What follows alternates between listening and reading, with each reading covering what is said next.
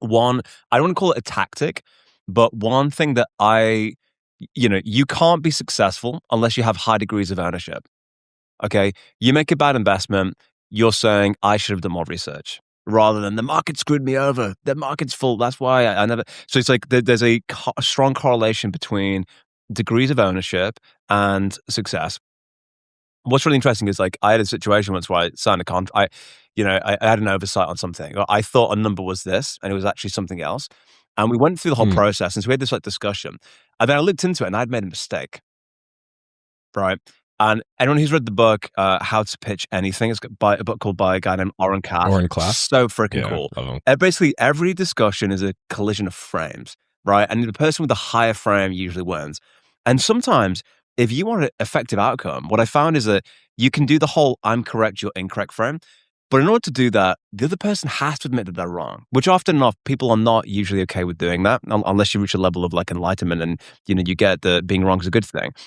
But sometimes what I found is if you are just honest and say, look, if I sign that without reading it, I will own that. That's my mistake. I'll take that on board. That was my thing that I did. That's my mistake. My thought was ABC after the fact.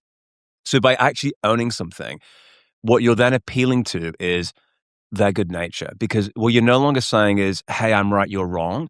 Effectively, what you're saying is, look, actually, you're completely correct. That was a mistake I made. I take full 100% ownership over that.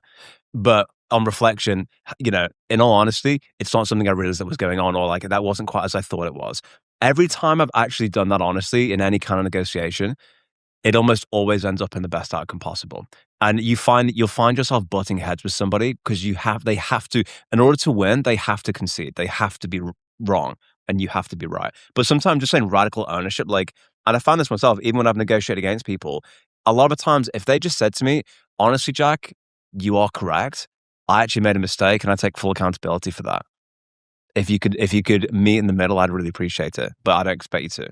You're like, that's a person you want to help because they bring ownership to it. Do you know what I'm saying, Nick? Like, I don't know if I'm making sense with it or not. I'm not articulating it, but